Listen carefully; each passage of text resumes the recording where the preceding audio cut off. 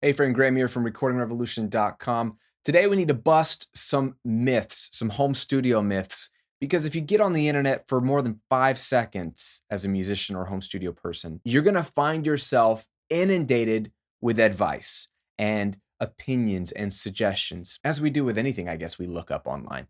And that's the problem with the internet is there's this wealth of information and a lot of it's good and a lot of it's bad. Now, I've dedicated 9 years now to trying to make one of the best, if not the best resources in audio for the average home studio person of helpful, honest, relevant, actionable, encouraging advice so that you can actually do what you were getting on the internet to do, which is make better sounding music, to actually improve your craft. You want your stuff to sound better. I get it. I do too. That's why I'm here. But today I want to expose what I think are 4 of the biggest myths in the home studio. I've been talking about these for years, but we need to bring them up again because I continue to see bad information out there and I continue to see some of my students fall for these myths. And it breaks my heart because it's only holding them back, maybe holding you back from your goal, which is better sounding recordings and mixes. So let's jump in, shall we? Home studio myth number 1. The preamps in your audio interface are junk. Instead, you need to buy an external microphone preamp. Okay, this is the one that I've been seeing paraded around the internet since the dawn of time.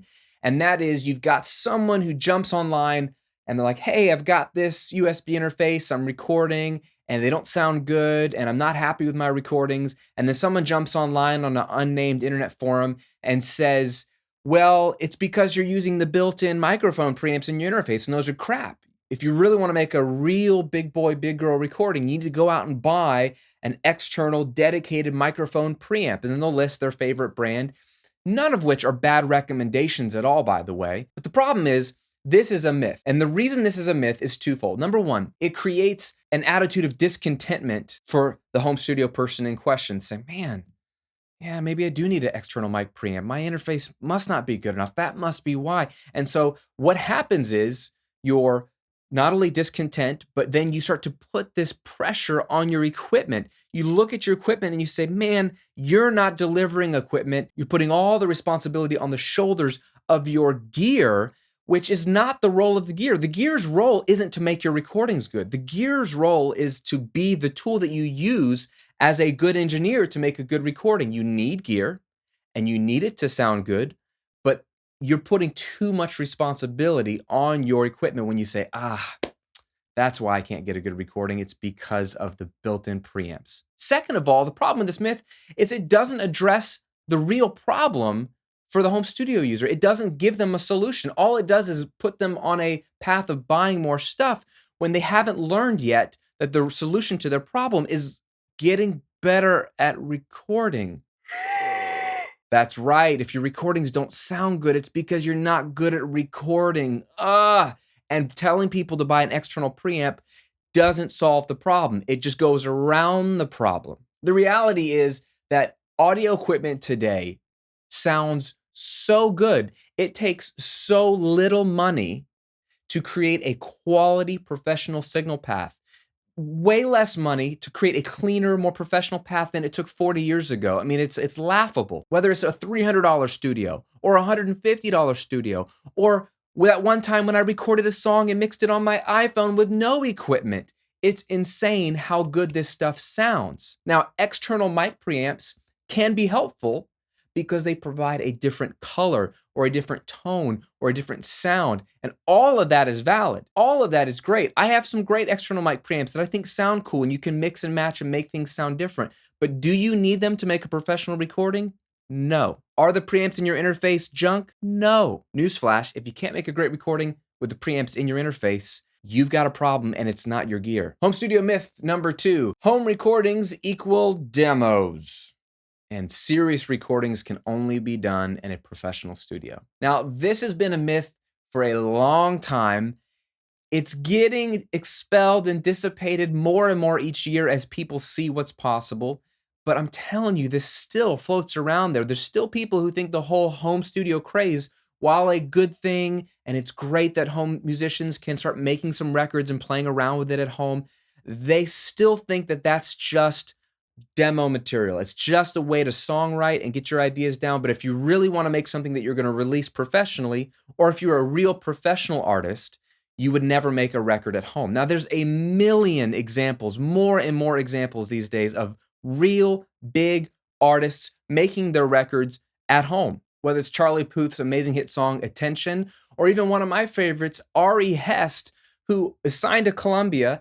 And years ago, in between his major record releases, he had a few other songs he was writing that he was demoing, and he really was loving them, and he wanted to release them. So he got a $100 M-Audio USB interface, a $100 SM57 microphone, and he set up in his laptop in his New York apartment, played everything direct, bass, mic'd up his acoustic with his SM57, played the shaker, sang everything, and used drum loops from GarageBand, and then mixed the record himself on GarageBand, having never recorded and mixed on his own stuff, then sent the songs to Columbia. They thought everything sounded amazing, that they went ahead and released his mixes, his recordings, on his label as an EP called the Green Room Sessions. You know, I've said it a million times, and I'll say it again. Good recordings have so little to do with the gear and where you record and make them, and so much to do with, are you writing a good song in the first place? Is it a well-arranged song? Are you a talented performer? Do you know how to use the microphone well, etc., etc.? Those things are the big, big wins and will get you so far, hence why professional artists can make a killer-sounding recording that's released on a major label on the radio with a couple $100 worth of equipment. Home studio myth number 3. This one's a strange one, and it's lingering from years and years of bad advice on the internet, and that is, if I get Pro Tools, the industry standard software, I will have professional sounding recordings. A flip version of this now, since there's so many other DAWs competing for our money, is this DAW sounds better than this DAW. Oh, that software sounds better than that software. You got to get Studio One. You got to get Cubase. You got to get Logic. You got to get Pro Tools. Let me tell you something. If you haven't figured it out already, what gear you use, hardware or software, is not the common denominator. And just having a professional DAW like Pro Tools or Studio One or Logic or Cubase or any of these doesn't make you professional, and it doesn't do the recording for you. Again, it is just a tool. I have so many students that still to this day email me and say, hey, Graham, I'm already using Logic. I like it pretty much, but I know that you use Pro Tools, and a lot of the studios use Pro Tools, so I'm thinking about buying that. Should I buy it? And I always ask them, why? Why are you considering switching DAWs? You already own one, so that will cost you nothing to keep using.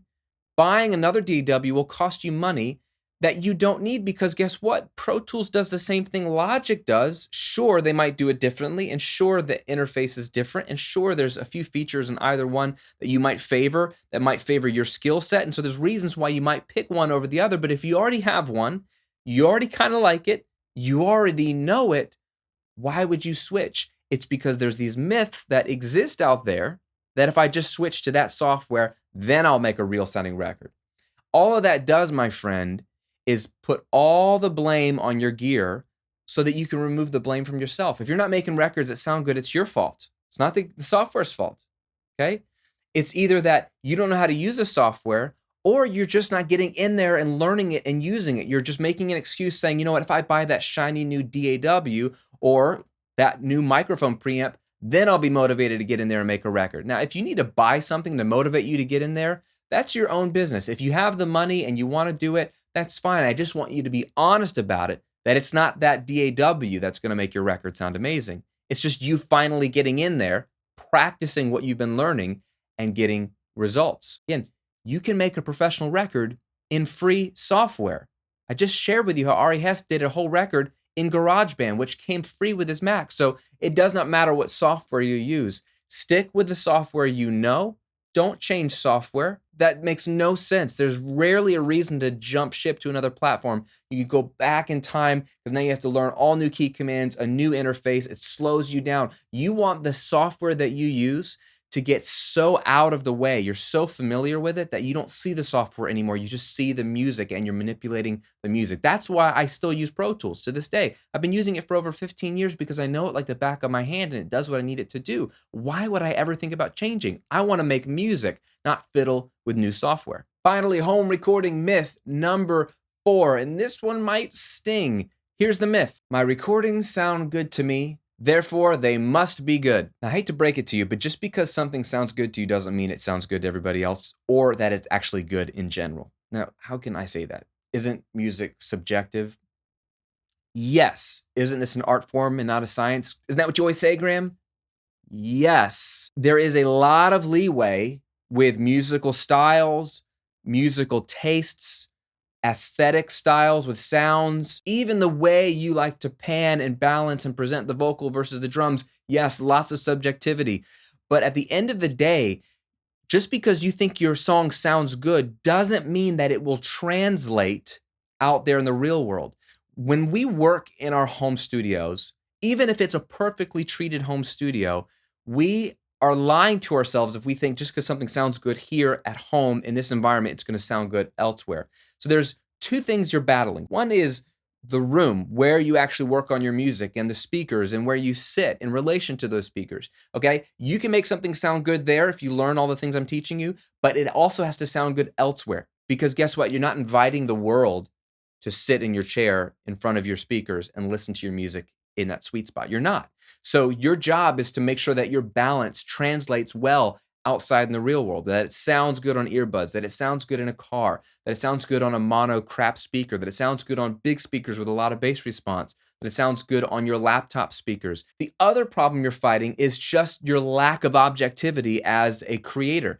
The moment you hear something, because of how amazing your ears are, they adapt and they get used to the sound. And so that lack of objectivity shows up within 5 to 10 minutes of you mixing a song or recording a song. If there's a harsh frequency, eventually your ears can almost tune them out so that you don't hear that and you only hear what's good. That's not what you want as an engineer. You want to be objective, to be able to hear something and go, that's out of whack, or that's too piercing, or that's too dull, or that's too bassy, or that's too top end heavy. So you can't even trust your own ears in that moment. There's a lot of things we do to make sure that we gain objectivity back.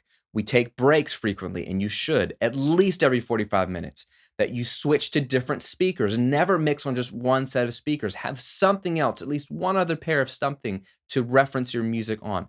We reference professional mixes and recordings. We never just assume that we're in the ballpark. We bring in a professional recording and mix, flip back and forth to our mix to show us what a good mix should sound like in the ballpark, in our room, on our speakers, at our listening position. We also check on headphones versus speakers. We also check on consumer grade headphones and consumer grade products where most people are listening to our mixes. All of these things are important to gain perspective, to wake up our ears. And then the best of all, you come back the next day.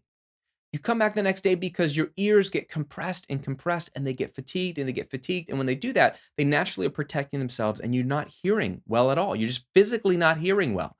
And so you need to come back fresh in the morning to make final tweaks to your mix or recording because you have fresh ears that actually can hear better and you have objectivity. So yes, you want your mix to sound good to you, but no, you can't just trust that. It has to sound good and be in the ballpark of what we as a culture and as a society deem professional, passable, quality recordings and mixes. Now, there's a wide range in there, but you want to be in that range. Now, 2 things before I go. 1, leave a comment and let me know if you have fallen for one of these 4 myths at any point in your journey. I have fallen for all 4, by the way. Okay? All 4. But is there one in particular that either irritates you the most, or you've struggled with the most, or was most eye-opening to you? 1, 2, 3, or 4, let me know in a comment below. Second, I'm not just going to tell you about myths that you shouldn't believe. I want to actually give you a better way to make music. Again, like I said at the beginning of this video, my entire channel exists to help you get results. So if those 4 things are myths and not true, what is a better way? Well, the best thing I could do for you is give you my 6-step process for making really good recordings and mixes. Did you know that every great song that you've ever listened to, every great recording you've ever listened to, has gone through 6 steps in the production phase? 6 steps. Not 1 or 2, not 3 or 4, 6 steps. So what I've done is reverse engineered every major song you've ever loved into those 6 steps, broken it down, and given you a step-by-step plan, sort of like a map to follow of do this, then do this, then do this. Don't skip this step, then do this, then do this, along with tips and tricks for each step. And I've put it all together into a free PDF called my 6 Steps to a Radio Ready Song Guide. And I want to give it to you. Just go to radioreadyguide.com. Put the link here. It's below this video in the description box. Go to radioreadyguide.com, download this free guide, and then do me a favor, read it, and then even better than reading it, act on it. Decide that this is going to be the month that you're actually going to do a song, start to finish, following these steps, and see if it doesn't sound better than something you've done in the past. There's so much crap out there on the internet that's just going to distract you from what your goal is, which is to make good sounding recordings and mixes.